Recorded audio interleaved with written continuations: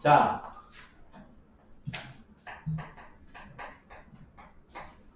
이제부터 배우는 건 빛입니다. 우리가 이제 빛과 파동에서 빛에 대해서 배울 건데, 크게 빛에 대해서 배운다는 거는 두 가지예요. 색깔에 대해서 배우는 거랑 경로에 대해서 배우는 거. 오늘은 색깔에 대한 부분을 배우도록 하겠습니다. 우리가 색에 대한 빛의 분류를 하면 크게 백색광과 단색광으로 나눌 수 있어요.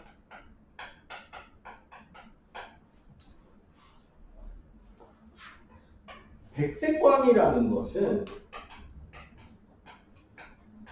모든 색의 빛이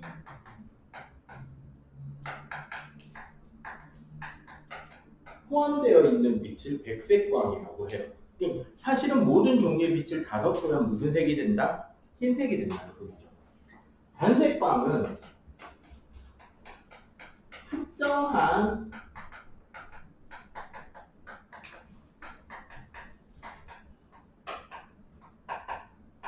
딱 한 가지 색깔에 의한 빛만 존재하는 것을 우리는 단색광이라고 합니다. 그래서 어떤 차이가 있냐? 화학 공부를 같이 하는 친구 같은 경우는 아마 2학년 과정에서 분광기를 배운 적 있을 거예요. 스펙트럼. 사실 다른 거 아니고요. 프리즘이에요.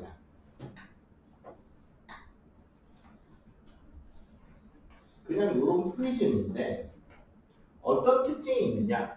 빛이라는 것은 그 색깔, 사실 여기서 지금 색이라고 이야기를 하고 있지만 이 빛의 색이라고 하는 것은 화장이라는 뜻을 가지고 있는 그리스 알파벳 람다하고 진동수를 나타내는 프리퀀시 F, 요 두 가지에 의해서 빛의 색깔은 결정이 난단 말이에요. 그 가운데서 즉 백색광은 모든 종류의 파장을 다 포함하고 있는 빛인 거고, 단색광은 한 가지 파장만을 가지고 있는 빛들이 모여 있는 게 단색광이 되는 거죠. 그런데 이 이야기를 왜 하느냐? 빛이 굴절이 될 때 색깔에 따라서 굴절되는 정도가 다르다는 거가 특징이기 때문에. 그래서 뭐냐? 봐봐.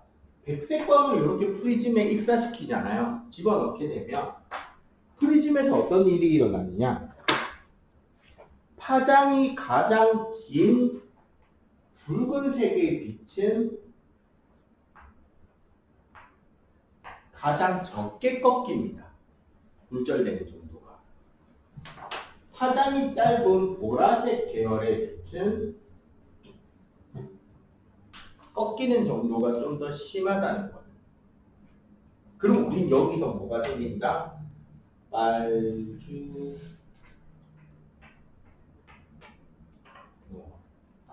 노란색, 다붙이 해봐야지.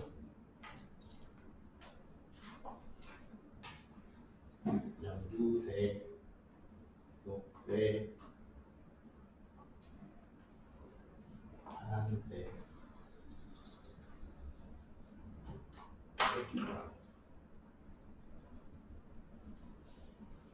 이렇게 무지개 색깔로 나뉘게 된다는 거예요. 그러니까 붉은색 쪽이 파장이 길다, 보라색 쪽이 파장이 짧다가 되는 겁니다. 요 꺾이는 정도가 다른 것이 뭐 때문이다? 이 파장 혹은 진동수 때문에. 요들은 역수각입니다. 참고로. 자, 그러면 예를 들어서 한 가지 색깔의 빛. 가장 대표적인 게 우리 나트륨 불꽃 반응이 노란색이죠. 가시광선에서 스펙트럼 보면 노란색 하나씩 나오거든. 나트륨은 특이하게. 다른 것도 사실 있긴 해요. 되게 약해서 그래. 이 노란색 하나만 입사시키면 어떻게 된다? 여기에 노란색이 가야 되는 경로 있지, 꺾이는 정도. 그 꺾이는 정도로만 딱 갑니다. 우리는 이렇게 색깔이 여러 파장으로 나뉘는 과정을 분산이라고 하고요. 이렇게 결국 분산이라는 것은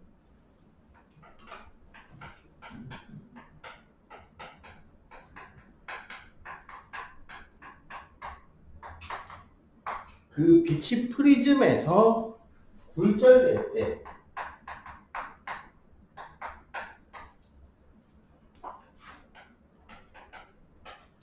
빛의 색, 파장이나 진동수에 따라 굴절되는 정도가 달라서 여러 반색광으로 분리가 되는데, 이렇게 분리되는 것을 뭐라고 한다? 분산이라고 합니다. 오케이. 이 분산으로 인해서 만들어지는 가장 대표적인 현상이 무지개예요. 그런데 무지개가 생기는 원리,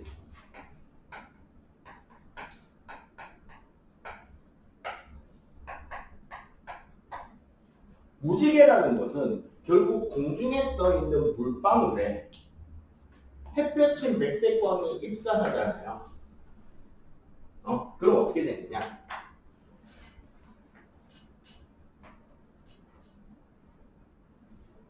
붉은색이 꺾이는 정도. 그러니까 굴절 한 번, 반사 한 번, 굴절 한 번 돼서 나오는 거야. 그런데 보라색이 꺾여 나오는 정도가 이렇게 다른 거예요.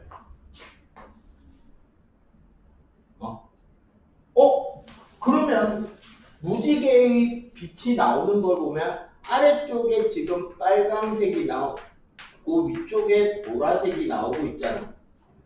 여러분들 무지개 어떻게 그려요? 어디서부터? 아니, 순서가 빨주노초 파남보예요? 빨주노초 파남보예요? 첫 번째 거지. 두 번째 건데? 원리적으로는 왜 그럴까요? 왜 우리는 무지개를 그리면 빨주노초 파남보가 위에서부터 빨강이잖아. 근데 이거 뭐 밑에서부터 빨강인데 왜 그렇게?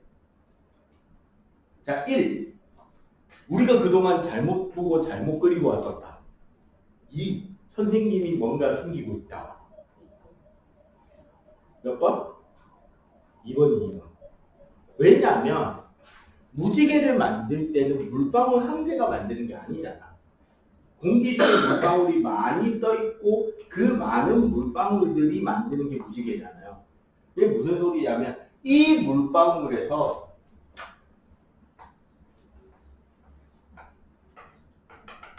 우리 사람의 눈으로 들어오는 건 빨강 하나인 거야.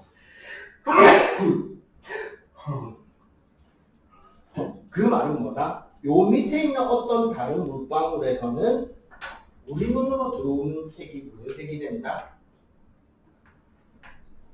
보라색? 그렇죠. 요 밑에 있는 거에서는 보라색이 들어오는 거야. 그럼 사실 여기서 여기까지 뭐다? 물방울들이 되게 많을 거 아니야. 그 많은 물방울들에서 각각 여기서는 주황색이 이렇게 들어올 거고, 뭐 노란색도 이렇게 들어올 거고, 연두색도 이렇게 들어올 거고, 녹색도 들어올 거고, 파란색도 들어올 거고. 이렇게 다 많은 물방울들이 각각이 그 작은 물방울 하나에서 우리 눈을 향해서 오는 빛은 몇 가지다? 한 개. 그게 우리 눈에서 쫙 모여서 우리가 볼 때 뭐가 만들어진다? 무지개가 만들어집니다. 그리고 여기서 중요한 건, 그러면 결국 우리가 무지개를 보려면 태양을 등지고 봐야 돼. 태양 반대쪽에 생겨요. 그죠? 옛날에 1박 2일 시즌 1, 그러니까 강호동, 이승기 얘네들을 할 때, 강호동이 먼저 그만두고, 맨 마지막에 1차 멤버들 그만둘 때, 미션이 뭐였냐면, 무지개 찍어보기였거든요. 그때 이승기가 나름 고등학교 졸업한 지 얼마 안 돼서인지, 방송국으로 뛰어 들어갑니다. 분무기랑 디카를 들고. 왜? 방송국에 뭐가 많다? 조명 장치가 있잖아. 그런 것들을 이용하면 뭐를 찍을 수 있을 것이다? 무지개를 찍을 수 있을 것이다 라고 뛰어들고는 바보짓을 하죠. 역시 그 당시 이승기의 별명은 허당이었죠. 무슨 바보짓을 했느냐? 분무기를 왼손에 들고 오른손에 디카를 들고 조명을 여기다 놓고 여기다가 물을 뿌리고 있어. 나오겠냐? 안 나오겠죠. 조명을 여기다 놨으면 이렇게 서서 여기다 뿌려야 찍히거든. 이렇게 보고 뿌리면서 왜 안 나와 이러면서. 참고로 이승기는 문과였습니다. 반대로 보고 찍으면 되고 스키가 많을 때, 그러니까 해가 뜰 무렵에 무지개는 어느 쪽 하늘에 걸리게 된다? 저절로 서쪽에 걸리겠죠. 해가 지는 쯤에는 동쪽에 걸리겠죠. 반대쪽. 이렇게 해서 우리가 볼 수 있고, 이렇게 색깔이 분산되는 걸 이용해서 우리는 화학에서는 뭐를 할 수 있게 된다? 원소 스펙트럼 분석을 할 수 있게 돼요. 왜냐하면 원소들마다 전자 궤도들이 있잖아. 그리고 빛이 전자 궤도 사이에서 아래 위로 오르락 내리락 할 때 에너지 차이만큼이 빛의 색깔로 나오거든요. 그러면 원소들마다 나오는 빛의 색깔이 다를 거 아니야. 전자 궤도랑 전자들이 왔다 갔다 하는 에너지가 다르니까. 그거를 그냥 보면 불꽃 반응이 되는 거고, 2학년들. 얘를 프리즘으로 나눠보면 어느 에너지 크기마다 나오는지 선의 위치나 개수, 색깔이 원소마다 다 다르게 나타나겠죠. 그러니까 우린 그걸로 뭘 할 수 있다? 그게 어떤 원소가 포함된 시약인지를 구별할 수 있게 되는 거. 스펙트럼 공부가 바로 이 분산하고 직접 연결이 되는 거. 오케이? 필기.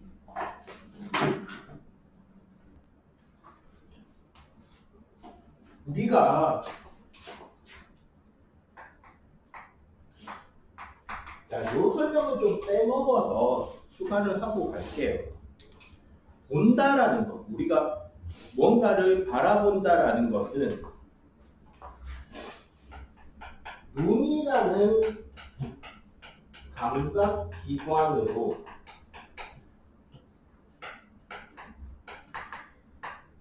빛이라는 자극을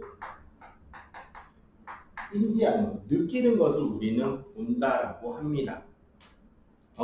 그러면 우리가 뭔가를 본다라는 행위는 첫 번째, 광원에서 나오고 있는 빛을 직접 눈으로 보는 경우가 있죠.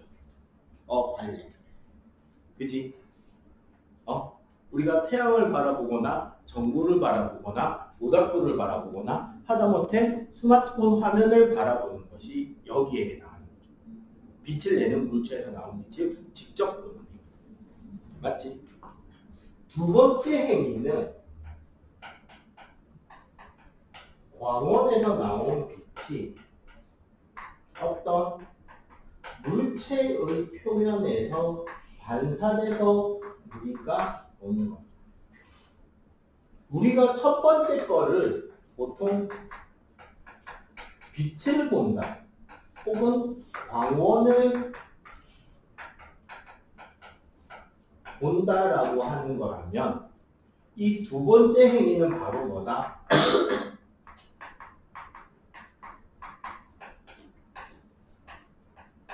이 물체를 보는 거죠. 맞지? 물체에 반사되어 나오는 빛을 보니까 그 물체의 모양이나 형태, 색깔 등을 알 수 있게 되는 거죠. 그리고 세 번째는 광원에서 나오는 빛이 어떤 물체를, 투과된 빛을 보는 경우도 있어요. 우리가 유리창을 통해서 창밖을 바라보는 경우, 안경을 통해서 밖을 바라보는 경우 등이 이제 여기에. 이거는 보통 요거는 빛을 본다. 만약 물체에서 눈으로 어떤 물체를 투과해서 본다면 물체를 본다라고 이야기를 하겠죠. 기본적으로 우리는 이런 빛을 바라보게 되고 그 빛을 스스로 빛을 내는 물체, 광원이나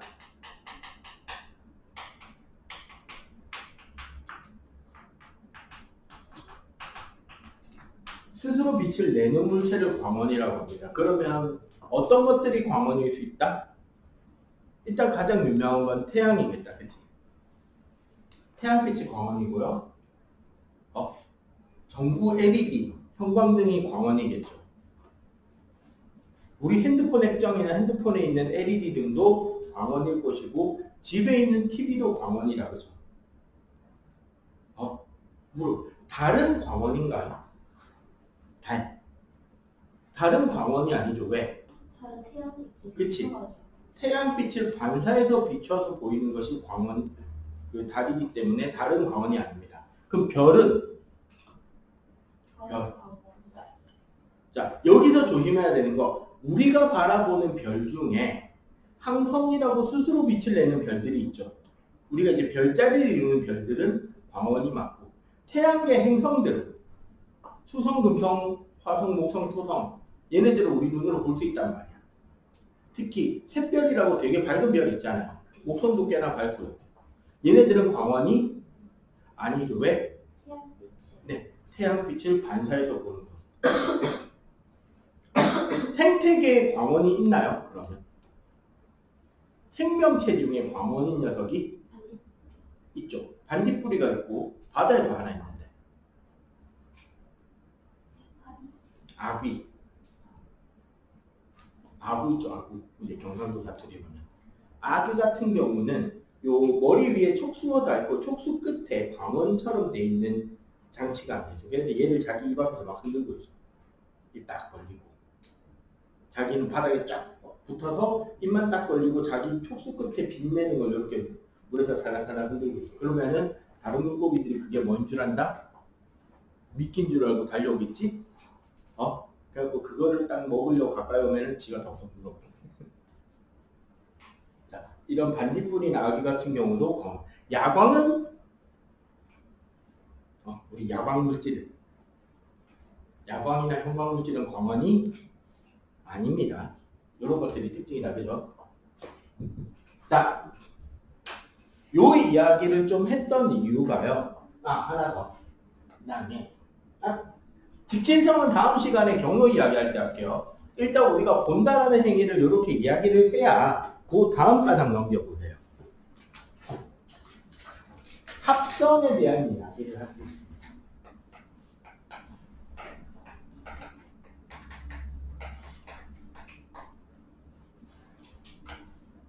아까 분산이라는 게 뭐였죠? 백색광을 분광 부위로 나눴더니 여러 가지 빛의 색깔로 나뉘더라잖아. 그럼 합성이라는 것은 뭐다? 한 점에서 여러 가지 빛이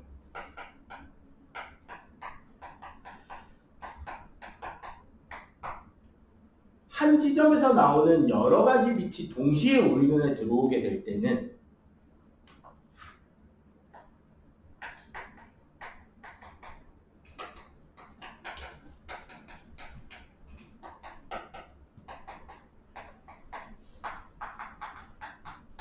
그 빛이 섞여 있는 색의 빛으로 우리는 느끼게 됩니다. 그거를 우리는 빛의 합성이라고 하고요. 이 빛의 합성에서 살짝 심화적 내용, 중학교 3학년 1학기 생물 내용을 조금 가져오자면 이 빛을 느끼는 우리 눈의 감각기관인 눈의 특성상 사실 우리 사람이 느끼고 있는 빛의 종류는 세 가지밖에 없어요. 그거를 일단 간단하게 드릴게요.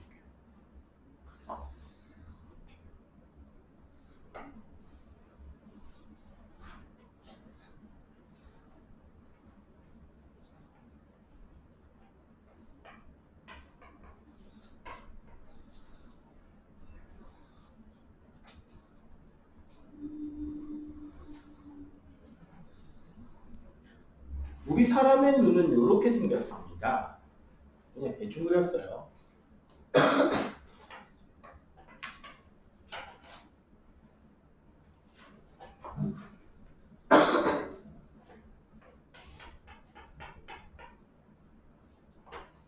실제 여러분들 눈동자, 눈 아래 크기, 안구의 크기가 어느 정도 손을 이렇게 펴가지고 손가락 끝 5개를 이렇게 모아보세요.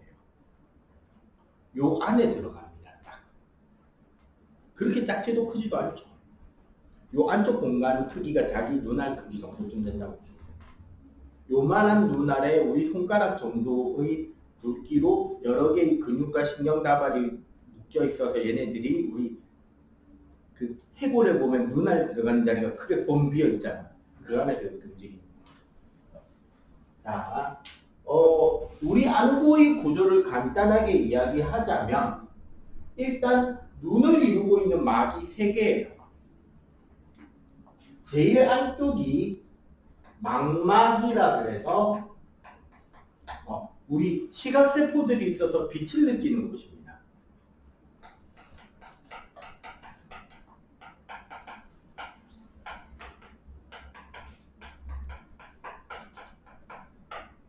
자, 가운데 있는 막이 맥락막이라 해가지고요.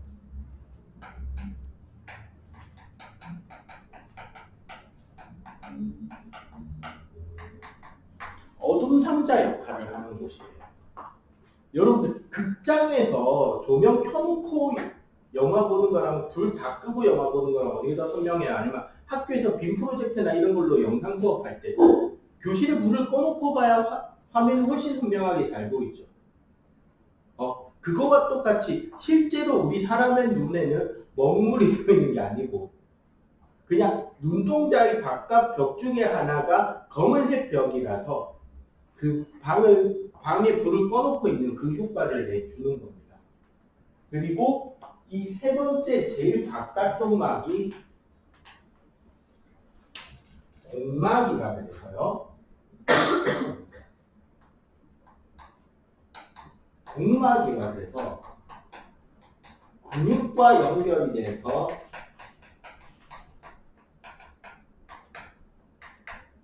안구 운동을 하고 우리 눈의 모양 형태를 유지시켜주는 막이 여기입니다. 그리고 여기에 보면 요 선생님이 꼬불꼬불 그려놓은 게 있는데 여기가 선모체라고 해서 우리 눈에 있는 여기 렌즈 이 수정체의 두께를 조절해주는 근육이 선모체고요. 이 선모체 근육으로 인해서 우리는 거리 조절, 즉 초점 조절을 하게 됩니다. 가까이에 있는 물체를 보고 먼 곳에 있는 물체를 보고 왔다 갔다 초점을 맞출 수 있잖아요. 카메라라면 여러 장의 렌즈를 가지고 거리 조절을 하는데 우리 사람은 수정체 하나밖에 없단 말이에요. 그래서 선모체 근육이 수정체를 잡아당겨서 두께를 두껍게 했다가 얇게 했다 조절하면서 초점을 맞추는 거고 그래서 여러분들 가급적이면 아직 안경 안 끼시고 계시는 분들은 멀리 있는 거 보는 연습을 많이 하세요. 그래야 눈이 덜 나빠집니다. 여기 이제 근시 3명 있잖아. 우리 셋. 난시는 좀 이따가 그 뭔지 가르쳐 줄 거예요. 근시인 사람들은 우리가 이제 다음 주 어차피 이번 주 수요일 수업에 목요일 수업 때 내가 근시 원시 뭐 자세히 설명을 할 건데 간단하게 말해서 너무 가까이에 있는 걸 많이 보다가 수정체가 너무 두꺼워진 사람이 우리들입니다. 그래서 수정체를 좀 얇아지는 효과를 내기 위해서 눈앞에 오목렌즈를 끼고 다니는 거예요. 자, 그리고 우리 눈동자가 바로 여기 이 부분 홍채. 쉽게 말하면 조리개예요. 여러분들 그 고양이 눈 보면 어때요? 고양이 눈 낮에는 모양이 이렇죠.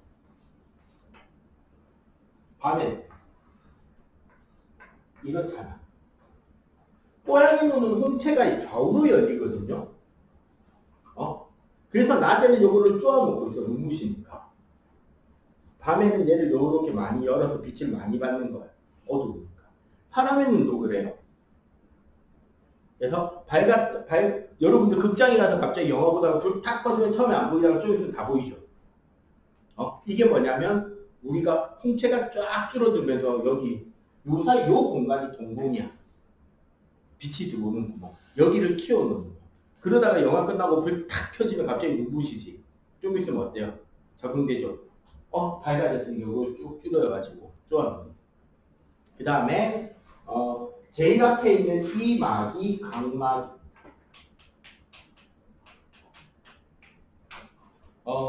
라식, 라섹, 렌즈 삽입술. 그 다음에 뭐지? 드림 렌즈인가? 잘 떼끼는 렌즈. 걔네들이 하는 그게 이제 뭐냐면 각막이 여러분들 아직 잘 알고 있는 중이잖아요. 그러니까 각막을 카드렌즈를 이용해서 밖에서 꽉 눌러주면서 두께가 균이라고 혹시 굴절이 다니는 있는 사람들은 그 두께를 각막의 두께를 자라는 동안 눌러서 조절을 해가지고 시력 교정을 하는 역할을 해보려고 하는 게 드림렌즈의 역할이에요. 성인이 되고 나서 하는 라식이나 라섹 수술은 이 각막을 속을 좀 파내거나 겉을 깎아냄으로써 두께를 조정해서 우리 렌즈를 안경을 끼고 있는 효과를 이 각막 두께로 조절하는 거예요. 각막의 두께를 조금 조절해서. 그래서 하는 게 라식이나 라섹 수술인데 선생님은 마음의 결정을 내려놓고 있는 게 있습니다. 라식 수술을 받을 날짜를 혼자서 결정해놓고 있는 게 있어요. 안과의사 상관없이. 언제냐? 대한민국에 있는 모든 안경 끼고 있는 안과의사들이 라식 수술 다 받으면 다음날 내가 받을 겁니다. 안 받겠다는 소리죠. 아직까지는 라식이나 라섹 수술을 한 뒤에 30년 뒤에 어떻게 됐는지까지의 데이터밖에 없어요. 라식 수술 받은 사람이 30년 동안 어떤 변화를 겪게 되는지에 대한 자료는 있어. 근데 보통 우리가 수술을 받는 나이로부터 몇 년을 더 살지를 생각해보면 아직 자료가 부족하다. 그죠? 초기에 나오는 여러 가지 부작용들을 잡는 좀 더 정밀한 수술 기술은 늘었을지 모르지만 수술 받고 30년 뒤에, 40년 뒤에, 50년 뒤에 어떻게 될지 전 세계에서 아는 사람은 없어요. 왜냐하면 선생님 사촌 형님이 지금 의사 선생님이에요. 대학교 교수님이죠. 94년인가 93년인가 맞나? 93년인가 94년에 라식 수술을 받으셨어요. 우리나라에서도 손가락에 꼽힐 만큼 일찍 받았지. 아직까지는 괜찮으세요. 그 당시 수술 되게 실패도 많았고 부작용도 심하다는데 꽤나 성공한 수술인데 아직도 낮에는 안경을 끼고 다니십니다. 빛 같은 거 눈부신 번짐이 있어가지고 부작용이 거의 없긴 한데 그래서 그 자외선 차단용 보호 안경을 아직도 끼고 다니시긴 해요. 아무래도 의도적으로 얇게 깎아낸 거기 때문에 부작용이 생길 수가 있는 거죠. 근데 그 나이가 올해 한 50 조금 넘으셨으니까 50대에선, 60대에선, 70대에서는 어떤 부작용이 생길지는 아직은 모르는 거예요. 그치? 나는 내 돈 주고 모르모트가 되기 싫을 수 있다. 근데 선생님 주변에 수술하신 분들 몇 분 있는데 수술해서 좋다는 분도 있고 수술해서 불편하다는 분도 있고 해가지고 모르겠어요. 뭔지 알지? 자, 요게 중요한 게 아니죠. 오늘 수업의 진짜 내용은 여기 망막과 하나 우리 생각해보면 이 상이 맺히는 곳은 여기잖아 주로. 시력검사 특히 안경점에서 시력검사해 보신 분들은 그 이상하게 기계에 턱 대고라 이렇게 턱 대고 나면 눈 크게 뜨세요. 찡찡 띠디디디디디 하면서 저 멀리 초원위에 떠있는 에드벌룬을 보여주죠. 그게 뭐 하는 거냐면 빛을 수정체에 굴절시켜서 정확하게 망막의 이 지점에 맺히는지를 확인하는 거예요. 상이 딱 맺히는지 아니면 그걸 맺히게 하려면 얼마만큼 조절해야 되는지를 기계로 측정하는 거예요. 자, 요 한가운데 요 부분을 우리는 황반이라고 해요. 자, 망막에도 시각세포가 있고 황반에도 시각세포가 있는데 어떤 차이가 있느냐? 망막에 있는 시각세포는 우리가 막대세포라고 부르는 애들이 있어요. 그러니까 시각세포 끝에가 이렇게 뭉툭해요. 황반에 있는 시각세포는 원뿔세포라고 불리는 애들인데요. 이 뭉툭한 시각세포 끝에 화살촉처럼 이렇게 원뿔 구조가 하나 더 달려 있어요. 그리고 요 앞에 있는 요 원뿔 구조에 따라서 적, 녹, 청이라는 세 가지의 색깔 이름이 붙게 됩니다. 무슨 소리냐? 황반에 있는 시각세포는 적색, 녹색, 청색이라고 하는 빨간색, 초록색, 파란색이라고 하는 자기가 빛을 감지할 수 있는 색깔의 범위가 각기 다른 세포들 세 가지가 있다. 어떻게 느끼느냐?